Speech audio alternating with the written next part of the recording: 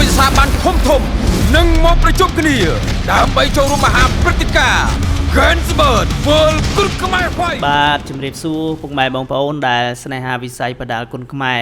បានដឹងនៅបងប្អូនថានៅថ្ងៃបុណ្យរំទូខាងមុខបាទ Gensburg ត្រៀមរៀបចំព្រឹត្តិការណ៍គុណខ្មែរអ្វីខ្លះបងប្អូនបាទបើបងប្អូនអត់ទាន់បានដឹងឬក៏បងប្អូនដឹងហើយប៉ុន្តែមិនទាន់ច្បាស់បាទខ្ញុំជម្រាបចែកជូនពុកម៉ែបងប្អូនជាលម្អិតតែម្ដងបងប្អូនបាទគឺផ្ដើមចេញពីថ្ងៃទី1នៃព្រះរាជពិធីបុណ្យរំទូកតែម្ដងបងប្អូនដែលត្រូវនឹងថ្ងៃទី4ខែ11ឆ្នាំ2025បាទគឺមានការប្រកួតលក្ខណៈសង្វៀនទ្រង់បងប្អូនដែលការប្រកួតនេះគឺជាការជួបគ្នារវាងគុនខ្មែរចំនួន10គូបាទជួបជាមួយនឹងកីឡាករមកពីប្រទេសចិនបាទជាកីឡាករល្បីៗមកពីស្ថាប័នJessica ដែលជាស្ថាប័នដៃគូរបស់ស្ថាប័ន USC បាទអញ្ចឹងបងប្អូនស្គាល់ហើយស្ថាប័ន USC គឺជាស្ថាប័នមួយដ៏ល្បីនៅលើពិភពលោកបងប្អូនបាទហើយការប្រកួត10គូនោះគឺមានលក្ខណៈ kickboxing ផងមានលក្ខណៈ MMA ផងបាទអញ្ចឹងលក្ខណៈ kickboxing គឺមាន3គូបងប្អូនដែលគូទី1គឺកូរ៉ាម៉ាក់ច័ន្ទរាជគាត់ជួបជាមួយនឹងកីឡាករមកពីប្រទេសចិនគូទី2គឺកីឡាករមើនមេខេជួបជាមួយនឹងកីឡាករមកពីប្រទេសចិនហើយគូទី3គឺជាការជួបគ្នារវាងកីឡាករអន្តរជាតិនិងកីឡាករអន្តរជាតិគឺកីឡាករអេស្ប៉ាញជួបជាមួយនឹងកីឡាករមកពីប្រទេសចិនបាទហើយក៏ចូលដល់លក្ខណៈ MMA វិញម្ដងបងប្អូនបាទដែលប្រកួតនៅក្នុងសង្វៀនទ្រង់ដដែលបងប្អូនបាទមានរហូតដល់7គូបន្ថែមទៀតបាទគូទី1គឺជាការជួបគ្នារវាងកីឡាករស៊ឹមប៊ុនស្រុនជាមួយនឹងកីឡាករមកពីប្រទេសចិនបាទគូទី2គឺជាការជួបគ្នារវាងកីឡាករហុងកុនគុនខ្មែរជាមួយនឹងកីឡាករមកពីប្រទេសចិនហើយគូទី3គឺសម្អាតគុនខ្មែរគូទី4គឺសែនច័ន្ទរិទ្ធិស័ក្តិគូទី5ហុងខុនបូឡាគូទី6រិនសរតគូទី7បាទច័ន្ទរតនាដែលជួបជាមួយនឹងដៃគូដែលមកពីប្រទេសចិនទាំងអស់តែម្ដងបងប្អូនបាទអញ្ចឹងចូលដល់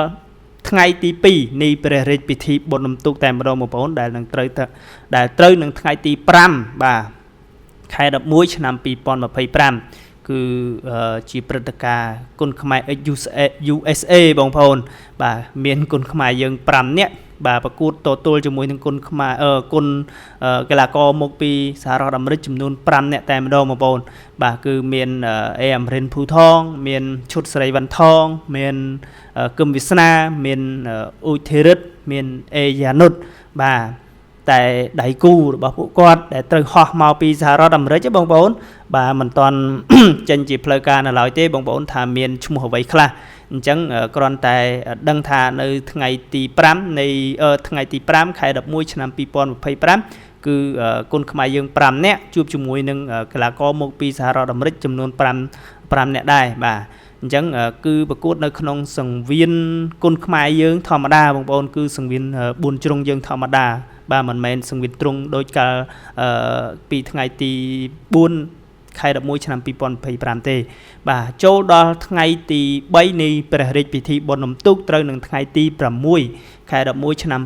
2025បាទគឺចូលដល់ព្រឹត្តិការណ៍ 8Man Tournament ហ្នឹងបងប្អូនបាទជាការប្រមូលផ្ដុំ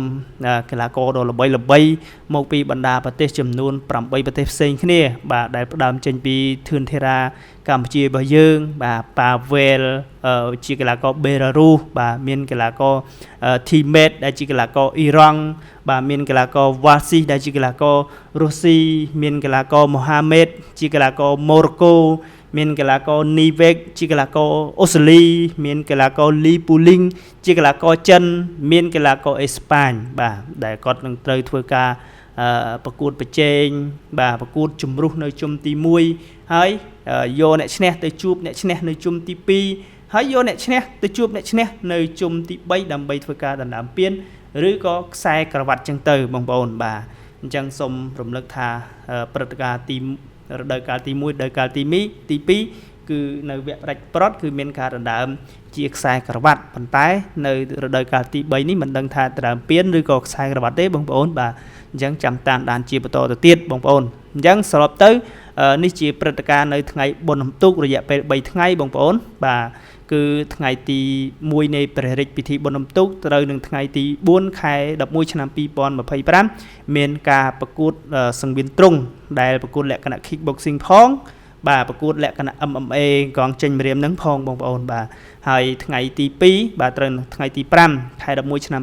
2025មានការប្រកួតលក្ខណៈសង្វៀនគុនខ្មែរយើងគឺគុនខ្មែរ USA ដែលគុនខ្មែរយើង5នាក់ជួបជាមួយនឹងកីឡាករមកពីសហរដ្ឋអាមេរិកចំនួន5នាក់ដែរបាទហើយនៅថ្ងៃទី3នៃព្រះរាជពិធីបុណ្យរំទូកត្រូវនៅថ្ងៃទី6ខែ11ឆ្នាំ2025គឺមានការប្រកួតលក្ខណៈ 8man tournament បាទអញ្ចឹងបងប្អូនកុំភ្លេចចូលរួមទស្សនាទាំងអស់គ្នាបងប្អូនព្រោះថាកម្មវិធីនេះបាទព្រឹត្តិការណ៍នេះគឺនៅក្នុងទឹកដីខណ្ឌកបូលយើងនេះទេបាទអញ្ចឹងសូមអរគុណបងប្អូន